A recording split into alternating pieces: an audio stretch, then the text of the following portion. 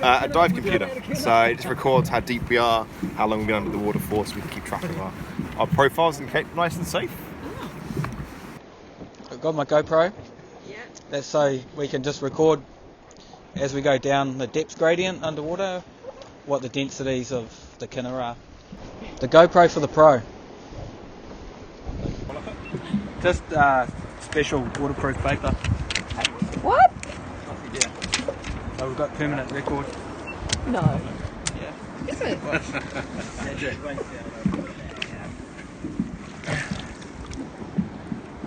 Oh, cool. Is that right on? Yeah. Wow. Alright, Skipper, you happy by going? Wow.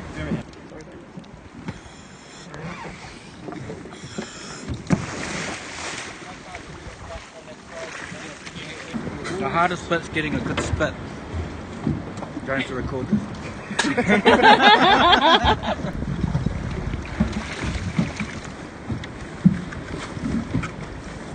How's the visibility today?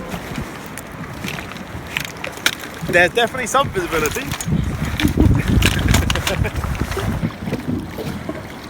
So I'm not quite sure if your visibility is yes, is it entirely accurate?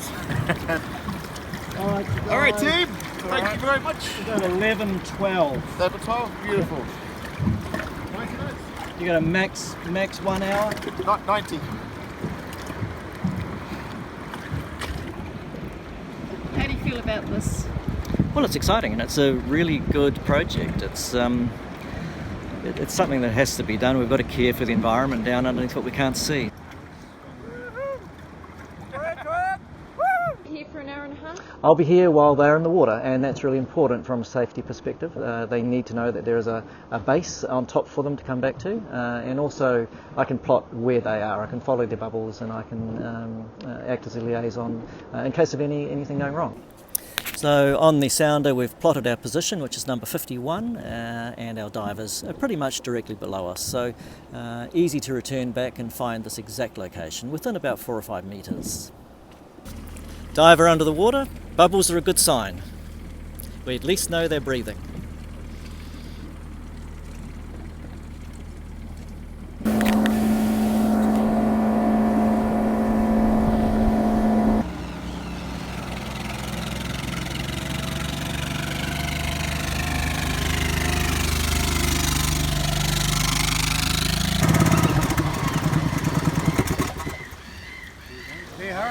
Hey! Hello.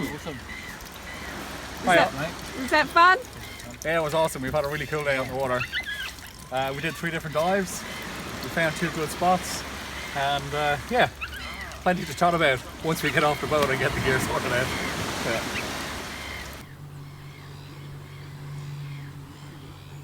How was today?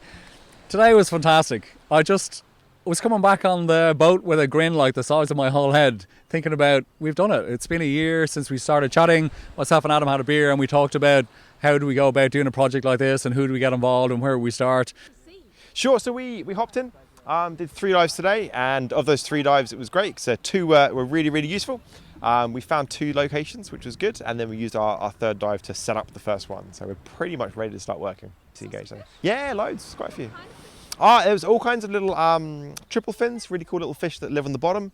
There was quite a few snapper, some goatfish, some red moki, quite a few good bits to see around. So what we've been looking for in particular today is areas where you have a seabed, a bottom composition where really kelp would love to thrive.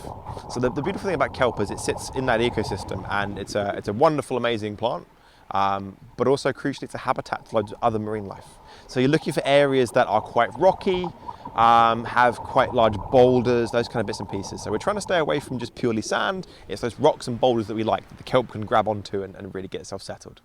But what you tend to find around particularly the north coast of the island and an ongoing problem in the Gulf in general are what we call kinner barrens, which is really what the project is looking to help tackle. So the first site that we went to today was just outside Enclosure Bay. We anchored up there. We did a couple of dives. We spent a long time in the water, more than an hour, just checking out what was down there. Tim had a really good look around, did some sampling, measured what was kind of on the seabed, and decided on the spot that we were going to use for our first site. And then Oh, so we haven't measured out exact boundaries. Like, it's a general area that we're going to start. We've got a line that we can go anywhere west of, and it's in a really easy kind of snorkeling distance from Enclosure Bay. So it'll probably end up being 40 or 50 meters long on one side and maybe 40 or 50 meters squared. But it's flexible. We haven't actually put down a marker at the bottom. We've just kind of decided sort of the boundary where it would start on one side. Super satisfying to have the first one picked out and know where it's going to be, and there's a lot of kinna in there. So the first clear out dive that we do, which is for June the 22nd and 23rd, I think, that weekend, there's going to be a lot of work to do. There's a lot of kinna there. So that was fantastic. Then later on after lunch we dived in an area kind of just beside that, which is going to be the control area. So it's going to be the area that we don't do any work in, but we'll kind of document what's there, and then we'll document it again at the end of the project, and that'll just be like compare and contrast to the actual gardening site that we're going to be doing the gardening work in. So that was great. That was kind of a lot of the day was spent getting that all figured out and kind of mapped out and everything. And then the second site we went to is called Repo Bay, which is just around the corner from Palm Beach to the east, like down towards, the bottom end. A fantastic site and really interesting, but we decided once we were there that it's just a little bit too far away from Palm Beach to be able to swim out to, and especially swim back to safely after you're tired from doing an hour's work or whatever. So we had a look at Repo from the boat and decided that to scratch it and not even get in the water. So then we came back to Plan C. We had a Plan C, which was along the west side of Little Palm Beach, just that rocky kind of cliff outreach there all the way to the pines. So we had a dive in there and we had a look around, and sad to say there's a lot of kinnibarn in there, but there's some really suitable areas. Yeah, so from Nudie Bay, if you were to kind of swim out from Nudie Bay, all the rocks along the left-hand side. Well, fantastic. And I've chatted to a lot of people who are kind of supporters of the project who've said, oh, can we put a site out at Little Palm Beach out by Nudie Bay? And I said, I don't know if it'll work or not. The really good news is it does. It's a fantastic site, so it looks like that's going to be our second site. I suppose the good news about both of those sites is there's still areas of healthy kelp at both of them, and that'll help kind of reseed the areas that we kind of clean up. So it's good that there's kinnibarn kind of right next door to some remaining kind of healthy kelp. Hopefully that'll help bring the kelp back into the kind of the kelp garden areas that we work in. It's pretty alarming, the state of the kinnibarns out there and how widespread they are. Yeah, I'm relieved that we're getting the project going. Actually, my overwhelming kind of response to it all is, hallelujah that we're actually getting started. Like, it's not too late. We can do something about it.